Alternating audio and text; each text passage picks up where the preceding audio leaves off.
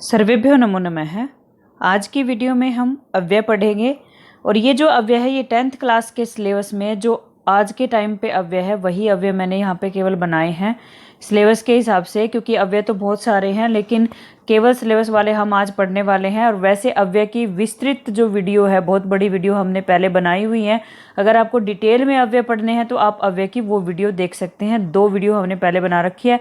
ये सिलेबस की है, 10th क्लास के सिलेबस के हिसाब से है, तो आप इस वीडियो को ध्यान से देखिए और यही अव्यय आपके पेपर में आने वाले हैं, तो आपको कोई दिक्कत नहीं होगी। यहाँ पे हमने सिलेबस लिखा हुआ है कि सिलेबस में क्या क्या आपके अव्यय हैं, ठीक है। फिर आपको क्रम से एक एक अव्यय उसके अर्थ के हिसाब से हम आपको पढ़ाने जा रहे हैं, तो आप इस वीडियो को ध्यान से देखिएगा। इसमें जो सिलेबस है उसमें जो अव्यय लिखे हुए हैं, पहला है उच्चई, च, श्वः, हयः, अद्य, अत्र, तत्र, यत्र, कुत्र, इदानीम। इदानीम के साथ ब्रैकेट में लिखे हुए हैं 3 शब्द और अधुना, संप्रति और सांप्रतम। चारों का एक ही मीनिंग है। यदा, तदा, कदा, सहसा, वृथा, स्नै, अपि, कुतः, इतस्ततः, यदि, तरहि और यावत, तावत। ठीक है, ये शब्द हैं आपके सिलेबस में। अब आपको क्या करना है, एक एक करके हम पढ़ेंगे, अर्थ आपको बताएंगे। पहला है उच्चई। उच्चई का मीनिंग होता है जोर से, ठीक है। और वाक्य निर्माण में कैसे आता है, आपके प्रश्न कैसे आता है, तो प्रश्न होता है आपके मंजूषा में आपके अव्यय के कुछ शब्द दिए होंगे और नीचे वाक्य लिखे होंगे और अव्यय वाला जगह होगी वो रिक्त स्थान होगा। तो हमने जोर से, उच्चई शब्द है, इसके मीनिंग से हमने वाक्य बनाया, सिंह उच्चई गर्जति। शेर जो है वो ऊंचे से गर्जता है, मतलब जोर से गर्जता है, ठीक है, ऊंची आवाज निकालता है। इसका मीनिंग ये होगा एक तरह से। तो मेनली आपको इनका अर्थ पता होना चाहिए और अर्थ से आप क्या कर सकते हो, आप सही अव्यय का इस्तेमाल कर सकते हो, ठीक है। पेपर में आपको इसकी जगह पे रिक्त स्थान मिलेगा, ठीक है। आगे है च। च शब्द है, च का अर्थ है और ये कहाँ होता है, जैसे 2 संज्ञा के नाम होंगे उनके लिए च, उनको जोड़ने के लिए, उनको दिखाने के लिए च शब्द इस्तेमाल होता है, च अव्यय इस्तेमाल होता है। तो उदाहरण हमने यहाँ पे लिखा है, रामः श्यामः च पाठं पठतः। राम और श्याम, हिंदी में क्या होता है, राम और श्याम होता है, ठीक है, दोनों के बीच में और लगता है। लेकिन संस्कृत में क्या होता है, दोनों का नाम लिखेंगे उसके बाद च लगाएंगे और च का मीनिंग और ही होता है। रामः श्यामः च पाठं पठतः, यानी कि पेपर में आपको च की जगह पे रिक्त स्थान मिलेगा। और जब भी 2 नाम हो, चाहे 2 व्यक्ति का नाम हो, 2 वस्तु का नाम हो, 2 क्रिया हो, ठीक है, 2 काम एक साथ हो रहे हैं, तो उनके बाद आप च अव्यय का इस्तेमाल करोगे। अगला अव्यय है, ये हैं एक जैसे हैं तीनों, तो थोड़ा सा ध्यान से आप इनको देखो। हयः बीता हुआ कल, श्वः है आने वाला कल, और अद्य मतलब आज, ठीक है। हयः ये किस तरह से लिखा हुआ है, इसमें है आधा है। हयः किस तरह से लिखा हुआ है, आप ध्यान से देखेंगे, हय में है आधा है और फिर यह है, ठीक है, इस तरह से यहाँ पे लिखा हुआ है। और श्वः में श आधा है और फिर वह है। दोनों तरीके से आप इसको लिख सकते हो। अब आप देखेंगे कि हयः मतलब बीता हुआ कल, इसका उदाहरण मैंने सेम ही उदाहरण यहाँ पे लिखा है, बस जो ये शब्द थे इनको चेंज किया है, ठीक है। तो हयः मतलब बीता हुआ कल, तो ये भूतकाल में काम होगा। हयः का अर्थ जो होगा ना वो भूतकाल के में आएगा और भूतकाल में लंग लकार का इस्तेमाल होता है। तो यानी कि ये 3 अगर आपको इस्तेमाल करने हैं, ये 3 अव्यय अगर आपको इस्तेमाल करने हैं, तो आपको उसमें समय का ध्यान रखना है। और समय का ध्यान किससे पता लगेगा, समय का ध्यान आपको पता लगेगा क्रिया से। क्रिया कौन सी होती है, जो धातु होती है, पठती के जैसी जो धातु होती है। तो पहला हमने अव्यय इस्तेमाल किया हयः, यानी कि बीता हुआ कल। उसके लिए हमने उदाहरण दिया अहम हयः ग्रामम अगच्छत, मैं कल गांव गया था, ठीक है। अगच्छत, अगच्छत जो है वो कौन से लकार का है, लंग लकार का है, मतलब भूतकाल की बात यहाँ पे हो रही है कि भूतकाल में वो गया था।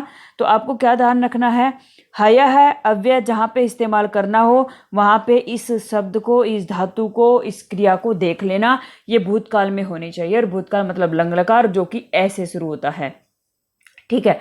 अब अगला है अव्यय श्वः, यानी कि भविष्यत काल, आने वाला कल है, फ्यूचर। और फ्यूचर में लृट लकार इस्तेमाल होता है और उसका इस रूप कैसे चलता है, गमिष्यति, गमिष्यत, गमिष्यन्ति, पठिष्यति, पठिष्यत, क्षति, शत, संति लगता है, ठीक है।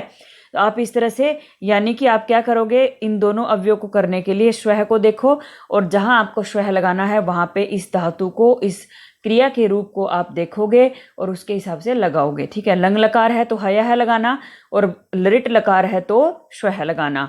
और अब वर्तमान काल, अगर आपको लट लकार नॉर्मल दिखाई देता है, वर्तमान काल की बात हो रही है, तो आप अद्य भरोगे। अद्य मतलब आज। अद्य का मीनिंग क्या है? आज। अहम अद्य ग्रामम गच्छामि, मैं आज गांव जा रहा हूं या जाता हूं। ठीक है, तो तीनों लकार के हिसाब से हमने ये तीनों अव्यय एक साथ लिखे, एक जैसे उदाहरण दिए, और ताकि आपको अच्छे से समझ में आ जाए।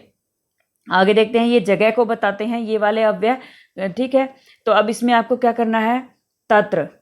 तत्र का मीनिंग क्या होता है? वहां। तत्र का हिंदी में मीनिंग क्या होता है? वहां।